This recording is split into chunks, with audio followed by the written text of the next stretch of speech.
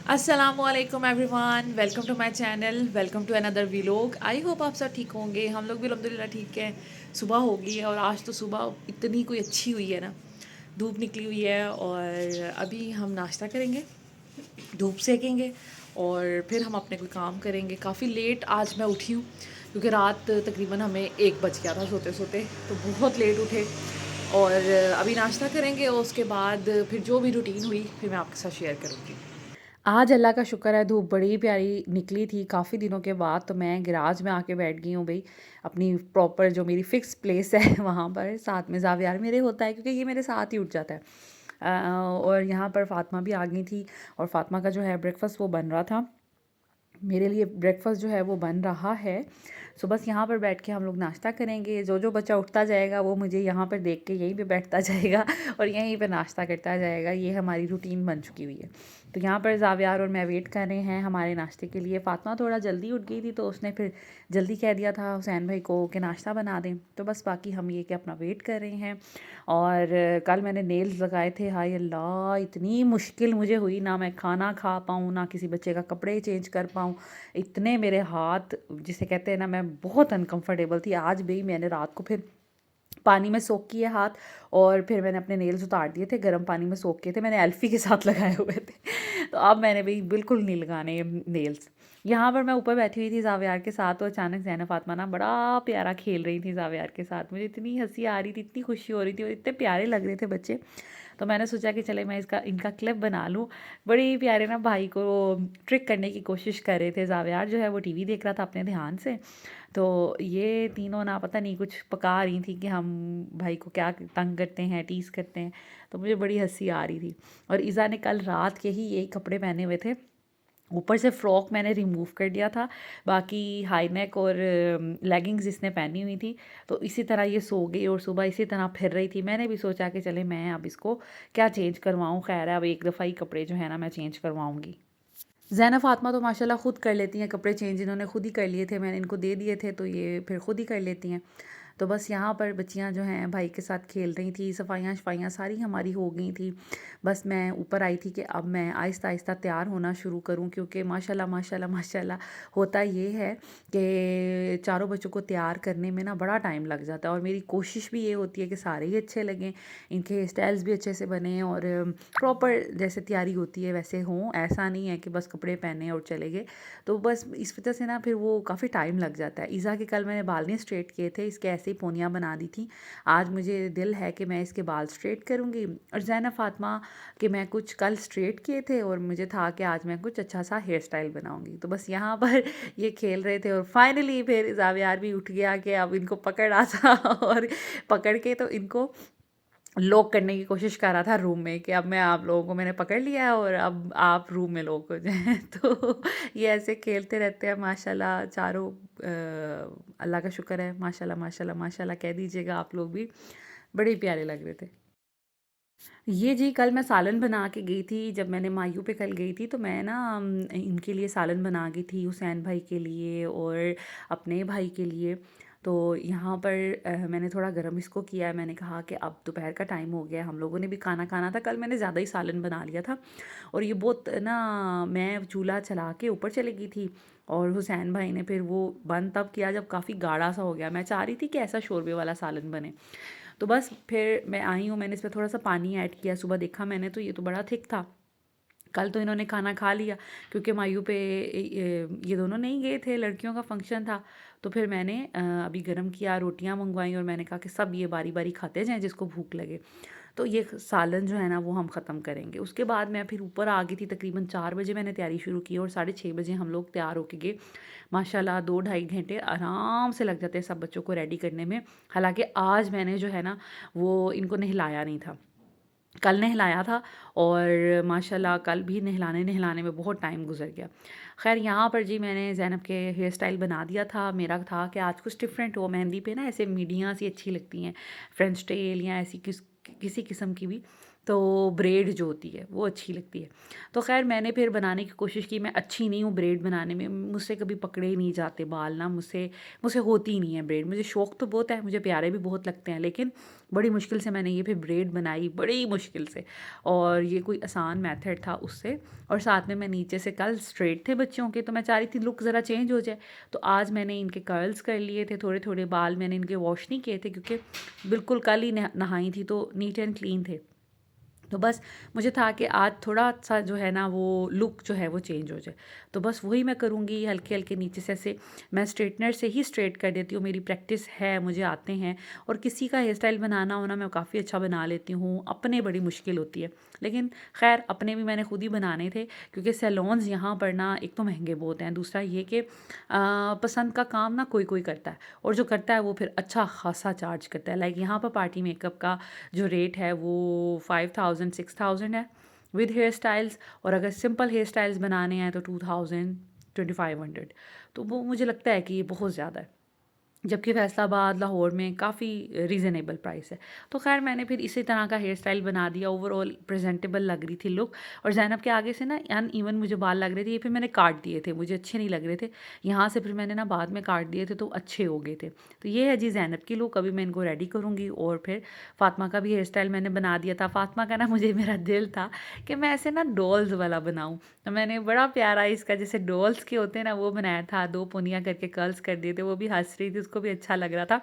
साथ में मैं स्प्रे लेके आई थी क्योंकि हमारे बाल, हम तीनों बल्कि चारों के बाल इतने कोई सिल्की हैं ना कि हम लोग स्प्रे के बगैर ये टिकेंगे ही नहीं, और वैसे भी कर्ल्स टिकते भी नहीं है, लेकिन हमारे बाल बहुत ज़्यादा सिल्की हैं, तो फिर बहुत मुश्किल होती है। इज़ा का कल सिंपल बाल थे जैसे इसके नेचुरली हैं, आज फिर मैंने इसके स्ट्रेट कर दिए थे, और इज़ा को चोट भी लग गई, बेचारी का ब्लड भी निकला। मैं भी बहुत ज़्यादा परेशान हो गई थी, काफ़ी ब्लड निकला और रुक भी नहीं रहा था। ख़ैर फिर मैंने स्प्रिट लगाया ऊपर, और फिर मैंने बैंडेज लगा दी थी। तो ये है जी इनकी लुक। अभी इन्होंने मेकअप नहीं किया, हल्का-फुल्का थोड़ा-सा जिसे कहते हैं ना फेस को रेडी करूँगी, बिल्कुल सिंपल नहीं। तो ऑल्दो बच्चे अच्छे लगते हैं सिंपल, लेकिन हल्का-सा ना जैसे सन ब्लॉक लगाना, हल्का-सा चीक्स पे मैं कुछ टिंट सा लगा दूँगी तो ओवरऑल लुक ज़रा अच्छी हो जाएगी। तो अभी कपड़े पहन लिए थे इन्होंने, तकरीबन 5:30 बजे का टाइम था, हम लोगों को 6:30-7 बजे पहुंचना था वेन्यू पे। तो बस मैं फिर उसी हिसाब से बच्चों को मैंने रेडी कर दिया था, और फिर जावियार को नहीं किया था क्योंकि वो उसका वाइट सूट है तो वो अपना गंदा कर लेगा, और दूसरा ये कि वो फिर ख़राब कर लेगा ना, तो मैं फिर उसको जब मेरा मेकअप हो जाएगा मैं तब उसको कपड़े पहनाऊँगी। तो यहाँ पर मैंने अपना मेकअप स्टार्ट कर दिया है। सबसे पहले मैंने फेस पे मॉइस्चराइज़र लगाया हुआ था, उसके बाद मैंने यहाँ पर पिंक, डार्क पिंक कलर का ऑरेंजिश सा है ये टिंट, वो लगाया है क्योंकि मेरे ये वाला जो एरिया है ग्रे हो जाता है। मैंने कल भी, अगर आपने मेरे व्लॉग देखा होगा कल का, तो get ready with me share किया था, तो मैंने फिर उसमें आपको एक्सप्लेन किया था कि जिन लोगों का एरिया ग्रे हो जाता है या जैसे डार्क सर्कल्स वगैरह हैं, उस पर अगर ये कलर करेक्टर यूज़ कर लेंगे, करेक्टर, तो बेहतर हो जाएगा। अगर आपके पास नहीं है तो फिर आप कोई भी ऑरेंजिश सा टिंट यूज़ कर सकते हैं। उसके बाद मैंने यहाँ पर ली है बेस। बेस मैंने रिमन लंदन की ली है, बीबी क्रीम टाइप है ये। उसके बाद सन ब्लॉक और मॉइस्चराइज़र, इन तीनों चीज़ों को आपने मिक्स करना है। अगर आप मेरी तरह बिगिनर्स हैं, आपको मेकअप नहीं आता और आपको सेट करनी नहीं आती बेस, तो आप इस तरह कर सकते हैं।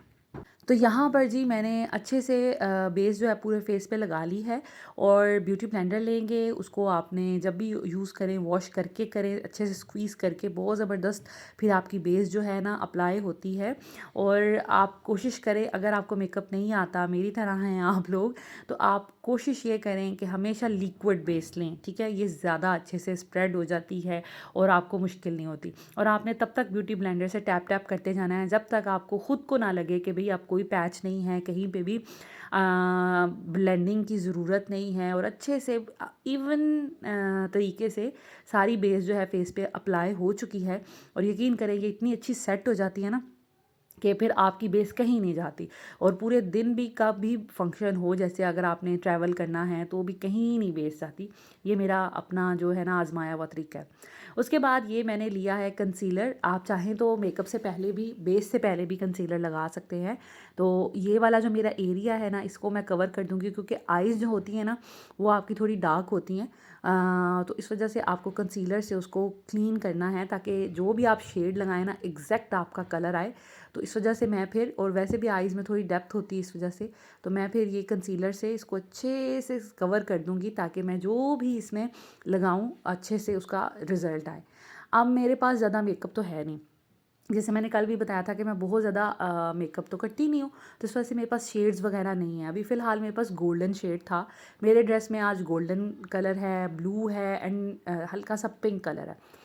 तो मेरे पास ना तो पिंक है, चले पिंक के जगह हम लोग ये ब्लश भी यूज़ कर सकते थे, लेकिन मैं चाह रही थी कि बस मैं गोल्डन ही करूं, क्योंकि जैसे मैंने बताया कि मैं बहुत अच्छी नहीं हूँ मेकअप में, मैं बिल्कुल देसी सी लड़की हूँ, मुझे मेकअप इतना करना नहीं खास आता। तो उस सूरत में हम कोई एक्सपेरिमेंट नहीं करेंगे, क्योंकि हमने शादी पे जाना है, एक्सपेरिमेंट हम घर में कर सकते हैं। इस वजह से मैंने सोचा कि मैं सिर्फ गोल्डन कलर अप्लाई करूँगी ताकि मैं बिल्कुल कुछ ओड सी ना लगूँ। और सोचा तो था मैंने कुछ एज वगैरह कर लूँ, लेकिन अगर ब्लू कलर होता तो शायद कर लेती, लेकिन फिर भी मैं एक्सपेरिमेंट नहीं करना चाह रही थी, क्योंकि एक्सपेरिमेंट के चक्करों में ये ना हो मैं अजीब लगूँ। तो खैर मैंने गोल्डन कलर अप्लाई किया है। उसके बाद मैं यहाँ पर अप्लाई कर रही हूँ लाइनर। अच्छा, आज मेरा दिल था, कल मैंने सॉफ्ट सा लाइनर लगाया था, क्योंकि मैंने थोड़े एज बना लिए थे, 2 कलर हो गए थे, तो इस वजह से ना मैंने लाइनर बारीक लगाया था। लेकिन आज मेरा दिल है मैं बड़ा बड़ा लाइनर लगा लूँ, ताकि मेरी आंखें जो है ना वो थोड़ी बड़ी बड़ी लगें, क्योंकि मेरी आंखें थोड़ी छोटी हैं। इस वजह से मैं सोच रही थी कि मैं ना लाइनर को थोड़ा बड़ा बड़ा करके और मोटा करके लगाऊं, क्योंकि मैं एक ही शेड अप्लाई कर रही हूँ। आज मेहंदी का फंक्शन है, नाइट फंक्शन है, उस हिसाब से जो है ना फिर थोड़ा लाइनर लगा हुआ ना मोटा सा और बड़ा सा अच्छा लगेगा। और क्योंकि मैं कोई और शेड अप्लाई नहीं करी अपनी आँखों में, तो सेफ़ है कि थोड़ा लाइनर मोटा हो जाए, तो इस चीज़ का थोड़ा ध्यान रखना पड़ता है। तो बस, और दूसरा ये कि लाइनर को इक्वल करना बड़ा ये काम है लगता तो ये है कि आप आसानी से कर सकते हैं, लेकिन यकीन करें कि मुझे ना दोनों लाइनर को इक्वल लगाना बड़ा मुश्किल लगता है कि लग जाए। तो यहाँ पर मैं वही एफ़र्ट कर रही हूँ। एक आँख पे तो बड़ा अच्छा लग जाता है, आइडियल लग जाता है, लेकिन दूसरी आँख के साथ उसको मैच करना थोड़ा मुश्किल लगता है। एनीवेज़ यहाँ पर मैं वो अचीव कर पाई, अल्लाह का शुक्र है कि ईज़िली हो गया मैनेज।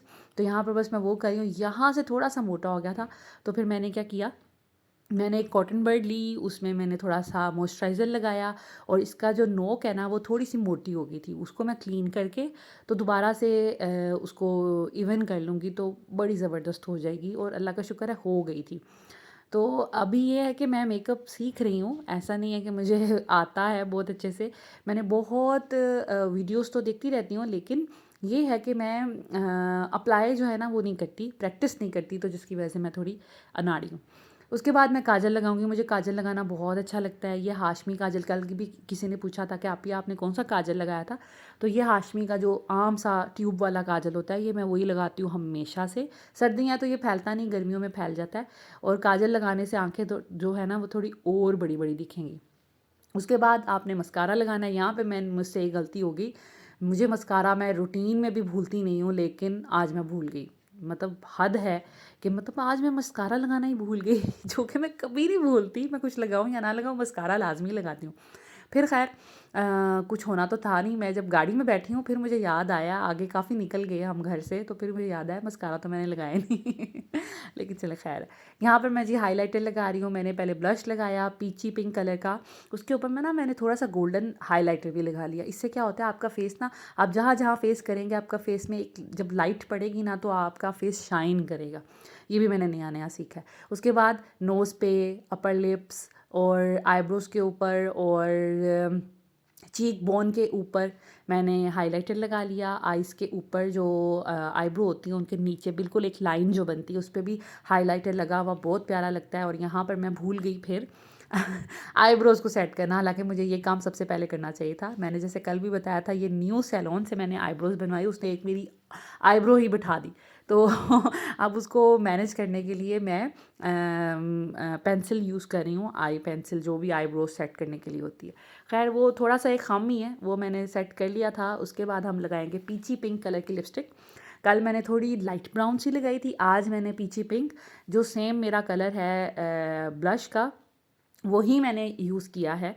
कोशिश ये किया करें जो ब्लश जो लिपस्टिक लगाएं उसी तरह का ब्लश लगाएं।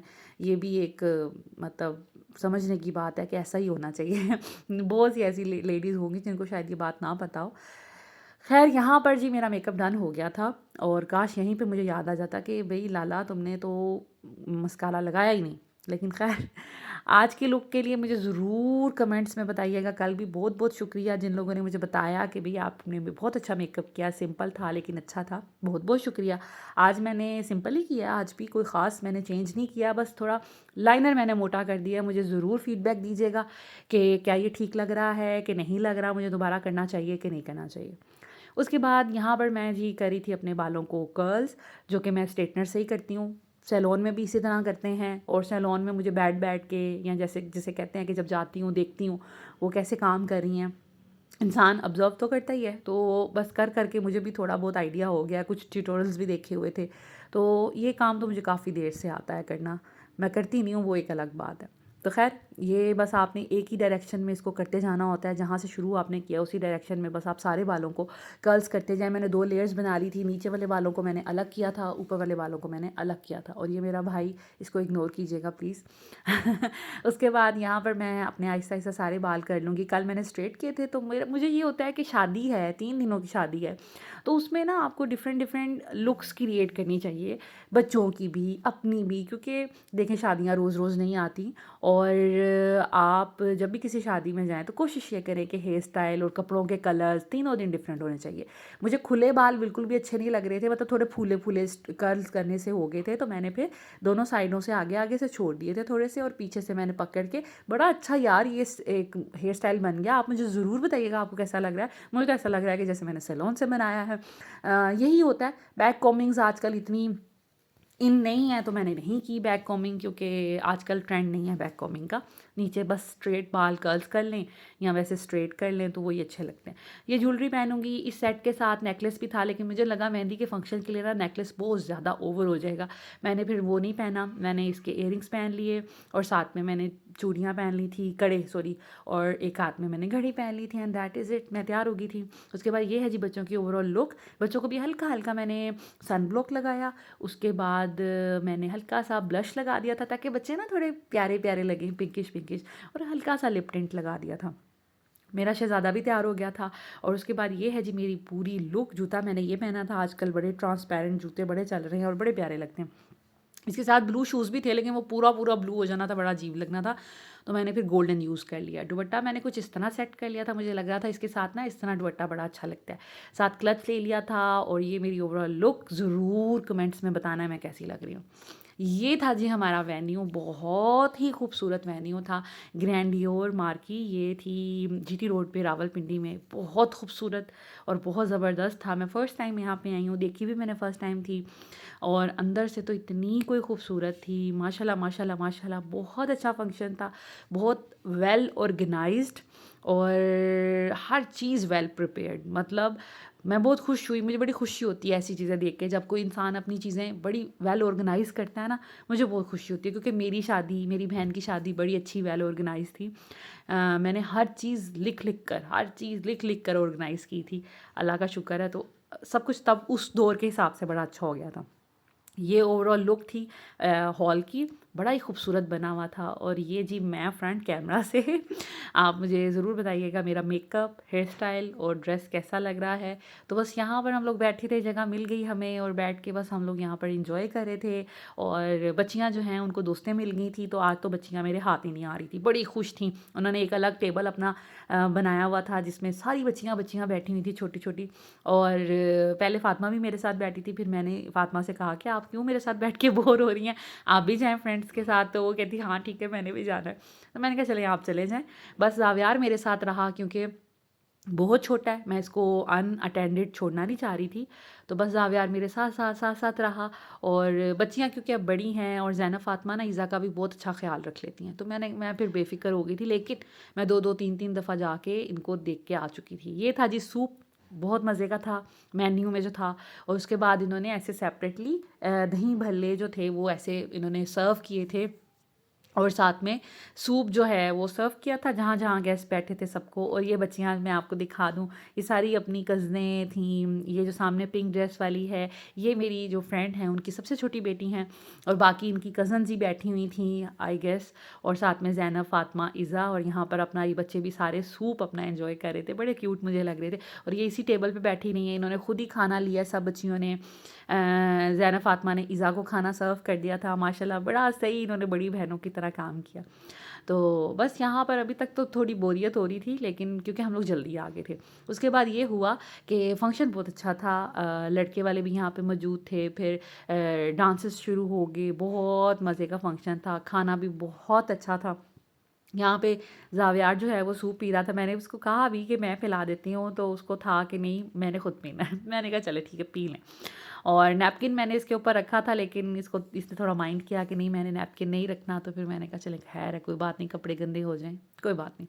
उसके बाद ये थोड़ा बाहर था, घोड़ों का डांस जो कि मैंने फ़र्स्ट टाइम अपने लाइफ में देखा, अच्छा लग रहा था। और यहाँ पर जी ढोल बज रहे थे, साथ में फिर घोड़ों का डांस हो रहा था। ये है ग्रूम ग्रीन ड्रेस में, बहुत क्यूट है और बहुत अच्छा बच्चा है, माशाल्लाह माशाल्लाह माशाल्लाह। अल्लाह पाक इनकी जोड़ी सलामत रखे और इनको हमेशा खुश रखें, आबाद रखें। बहुत बहुत प्यारे प्यारे भाई हैं ये, बहुत बहुत। तो बस यहाँ पर जी ये घोड़ों का डांस बड़ा मैं भी हैरान हुई कि वाह बड़ा अच्छा लग रहा है। तो हम सारे लोग देखने यहाँ पर आ गए थे, स्पेशली हम लेडीज़ ऊपर एक बैल्कनी सी बनी हुई थी वहाँ पर थी, और नीचे सारे जेंट्स थे। हम लोगों ने ये देखा। उसके बाद फिर ब्राइड एंड ग्रूम की एंट्री हुई अनारों के साथ, और बहुत ज़्यादा जिसे कहते हैं फायरवर्क्स और ये सब कुछ हो रहा था। लेकिन वो फिर मैंने इन्जॉय नहीं किया, क्योंकि मैं फिर ज़ावियार जो है ना वो फिर डरता है, तो इस वजह से मुझे था कि मैं इसको छोड़ के तो आ नहीं सकती, वो परेशान हो जाएगा, और इसको साथ कैरी करना थोड़ा मुश्किल था। तो फिर इस वजह से मैं फिर बैठी थी, और मैंने वो एंट्रेंस जो है ना इनकी वो मिस कर दी, एंट्री सॉरी वो मिस मैंने कर दी। तो ये बस वापस आ रही थी, तो ये मुझे कॉर्नर बड़ा अच्छा लगा। मैंने कहा थोड़ा स्वैग हो जाए थोड़ा सा स्ले कर लिया जाए और थोड़ा सा अपना एक ओवरऑल लुक दिखा दी जाए। तो बस यहाँ पर बड़ा ही खूबसूरत मार्की थी ये। तो ज़ावियार भी बहुत इन्जॉय कर रहा था, चीज़ें देख रहा था और मज़ा आ रहा था। और मुझे था डर कि मुझे कहीं तंग ना करे, क्योंकि मेरा जो भाई है और हुसैन भाई को मैंने गीगा मॉल भेज दिया था, क्योंकि भाई ने आ जाना था गीगा मॉल। तो मैंने कहा था फिर हुसैन भाई उनके साथ चले जाएं, और मैं अकेली थी कल, तो चले हुसैन भाई ने ज़ावियार को थोड़ा संभाल लिया था मेरे साथ, क्योंकि घर में फ़ंक्शन था। तो लेकिन फिर ये हुआ कि आज जो है ना मैं बिल्कुल अकेली थी बच्चों के साथ। ये लाइफ का फ़र्स्ट फंक्शन है जो मैंने अकेले बच्चों के साथ किया, वरना हमेशा मेरे हस्बैंड होते हैं। और कल ये था कि हुसैन भाई थे, तो थोड़ी हेल्प हो गई थी। तो फिर लेकिन आज मैं अकेली थी, लेकिन अच्छा रहा। ज़ैनब फ़ातिमा माशाल्लाह बड़ी समझदार हो गई। बस यहाँ पर अभी स्टेज थोड़ा खाली था, क्योंकि यहाँ पर ब्राइड एंड ग्रूम की अभी एंट्री हो रही थी। तो मैंने सोचा कि चलें क्यों ना मैं अपने बच्चों की यहाँ पे पिक्चर्स बना लूँ। बिल्कुल खाली था स्टेज, तो मैंने कहा चले मौके पे चौका मारते हैं उसके बाद ये था जी मेन्यू में खीर थी, हलवा, बहुत मज़े का खाना था इंतहाई। और ये था जी बीफ का कुछ था, और चिकन टिक्का था, और साथ में काबली पुलाव था, चने, अंडे और चिकन का सालन और बारबेक्यू वगैरह, ये सब जो चीज़ें होती हैं। बहुत मज़े का खाना था। मैंने हलवा पूरी इतनी इंजॉय की, मुझे बहुत पसंद है। तो मैंने सालन वगैरह इतना शौक से नहीं खाया, मैंने ये प्लेट बनाई। और ज़ावियार को भी हलवा बहुत पसंद है, माशाल्लाह मेरे बच्चे ने इतने शौक से हलवा खाया, हलवा था भी बहुत मज़े का था। उसके बाद जी यहाँ पे डांस शुरू हो गया, माशाल्लाह माशाल्लाह इन्होंने इतनी अच्छी प्रैक्टिसेस की हुई थी, इतने लोगों ने डांस किया। इससे ये होता है, इससे पता चलता है कि आपकी फैमिली कितनी इकट्ठी है, कितना प्यार है, कितनी अंडरस्टैंडिंग है, और आपस में बॉन्डिंग कितनी अच्छी है। सब खुश थे। इन चीज़ों से ना पता चलता है, वरना कुछ फैमिलीज़ होती हैं बस एक साइड पे बैठे होते हैं, उन्होंने सड़े से मुंह बनाए होते हैं, और किसी की खुशी में लोग खुश नहीं होते। लेकिन यहाँ पर हर कोई बंदा खुश था, हर कोई बंदा पार्टिसिपेट कर रहा था। इससे ये पता चलता है कि फैमिली की बॉन्डिंग कितनी अच्छी है आपस में। ये चीज़ मुझे बड़ी अच्छी लगी।